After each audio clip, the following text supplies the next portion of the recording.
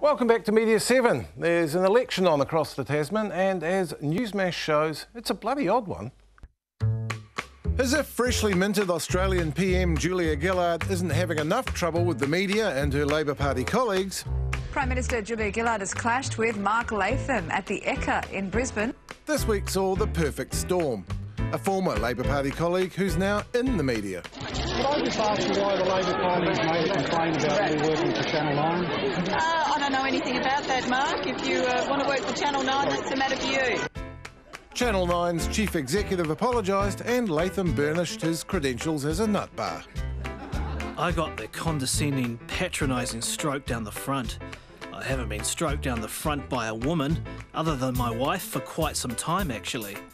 I found that an interesting experience in itself. Yay!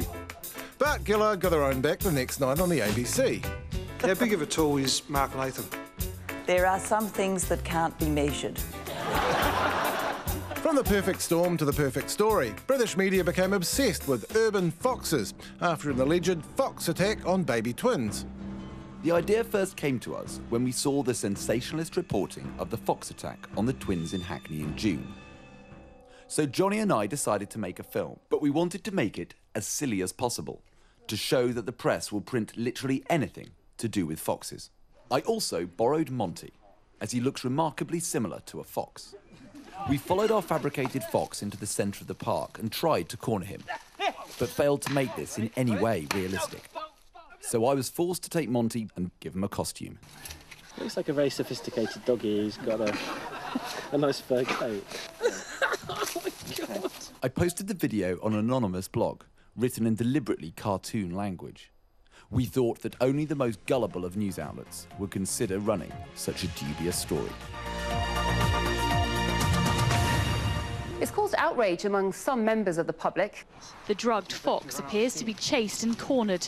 Then this. I've got him! I've got him! On their website, they describe themselves as a collective from Victoria Park who hates foxes. In his blog, one member who calls himself the Lone Horseman says, "For the record, we are humanely exterminating pests that are attacking kids." Conclusion? Sometimes the media fever reaches a pitch where if there aren't any real angles, fake news will do just fine. No fake news here, of course. Now, 30 years of stories, public and personal, fill Swimming with Sharks, the new book by veteran Pacific Islands correspondent Michael Field. They're tales of hope sometimes, more often of frustration. He's with me now.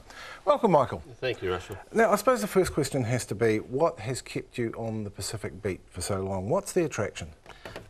They're great stories. In fact, just looking at your little series of items there, you're talking about the Australian elections.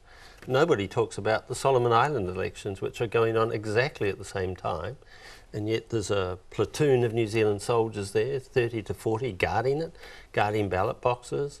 The issues are complicated but fascinating. It's played out in a rich piece of history, and yet we completely ignore it.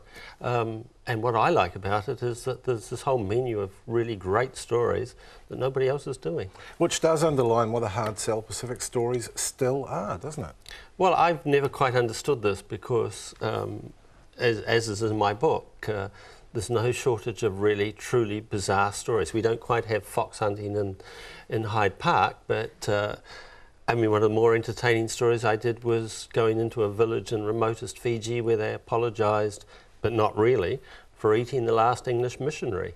And you have no problems with selling these stories in the long run.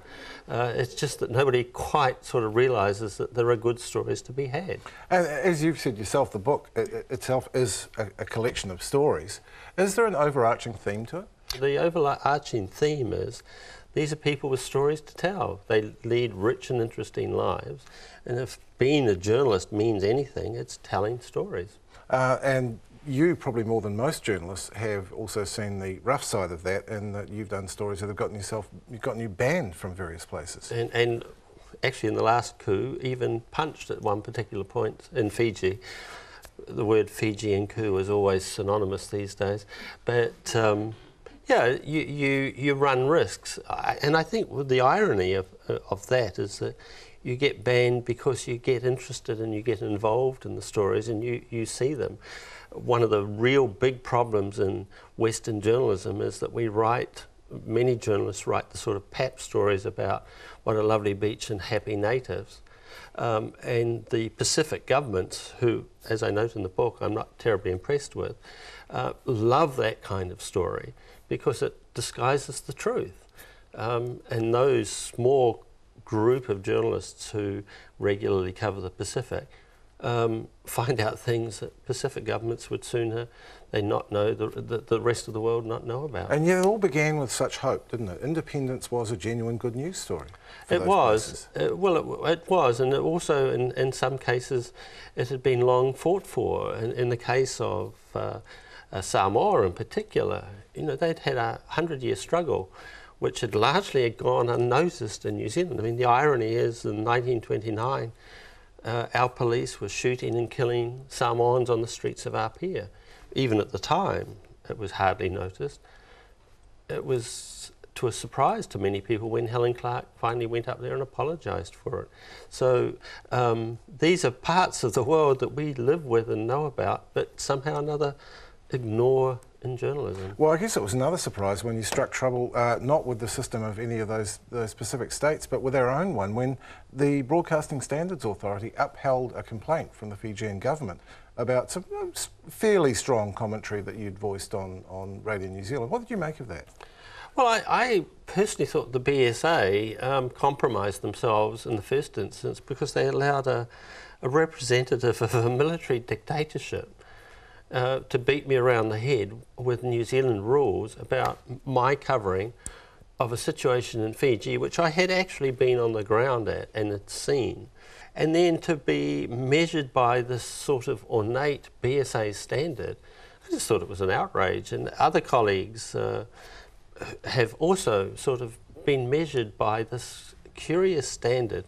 I just find it unfair and unreasonable, and I'm not quite sure what the BSA's mandate is for upholding the complaints of military dictatorships. Well, I suppose after the ground you do get to come home. That's not the case for local journalists working there. What do you think is the state of journalism in those Pacific states? It's courageous and heroic kind of stuff that these people are doing, and I have seen local journalists, young, dedicated, going into situations which just, leave you awestruck by the courage of these people. And I think that we as journalists in Australia and New Zealand particularly have got to stand by these people. I mean, just 3 weeks ago, a guy on FijiLive.com writes a story about the police.